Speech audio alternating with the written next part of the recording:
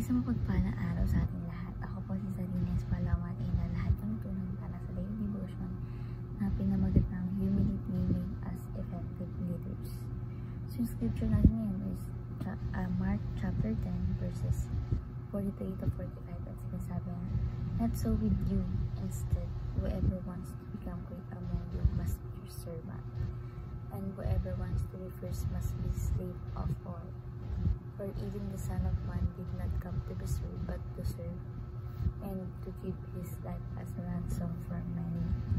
Sa Tagalog, ngunit hindi ganyan ang dapat umiiral sa inyo. Sa halip, ang sinuman sa inyo nais maging dakila ay dapat maging lingkod ninyo.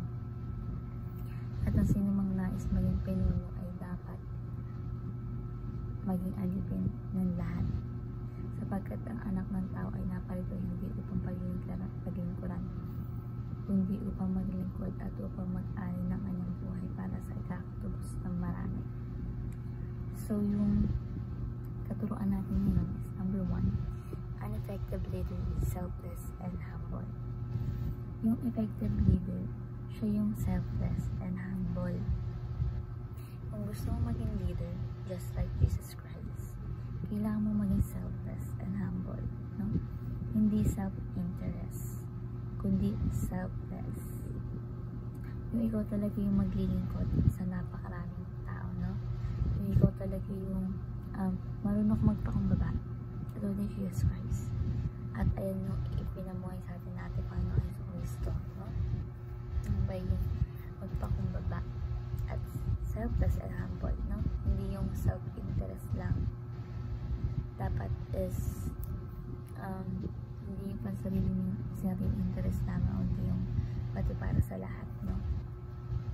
So next is, an effective leader is the most servant of all.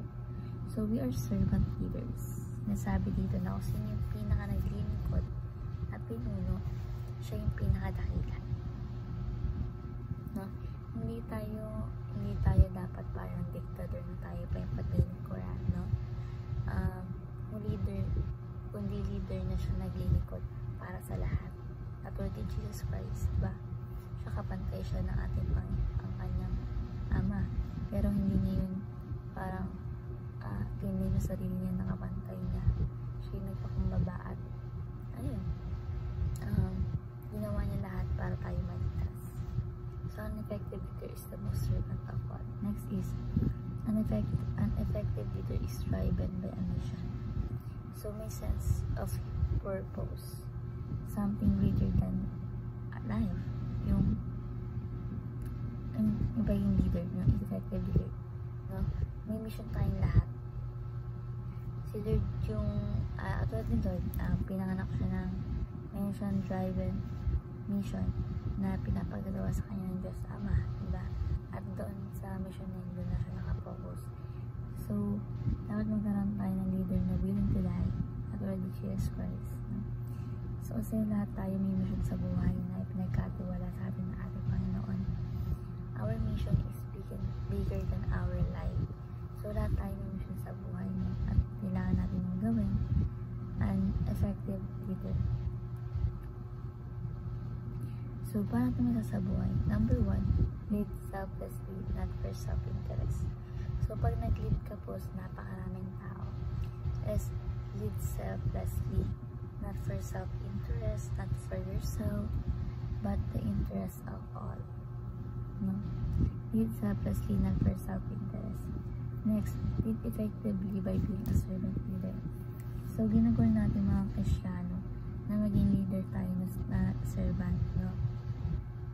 Kasi ito yung pinamuhay sa atin natin Panginoong Hesus, ang isang leadership servant. Siya yung leader na totoo naglilingkod sa napakarami. So, lead effectively by a servant leader. So, next is, lead by pouring yourself into mission.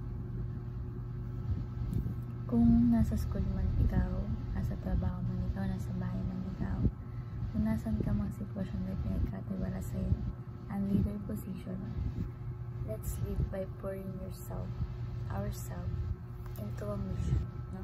Kung saan kanilagay ni God, andun yung mission na gagawin mo. Kasi lahat tayong Kristiyano, tinatawag na common denominator. May isang mission tayo mga Kristiyano. Ito yung Great Commission na ayusin na ang buong mundo. Disciple the nation. Diba? So, lahat tayo sa mundo may mission na dapat natin gawin. Pag wala kang mission, you have to discover what's God's mission to you. Like, kausapin mo si God, lumapit ka sa Kanya kung anong purpose mo dito sa mundo. Para malaman mo at magawa mo na yung mission mo dito sa lupa. So, lead by praying yourself into mission. Kapag gagawin natin yung mission, ibuhos natin yung buong sarili natin.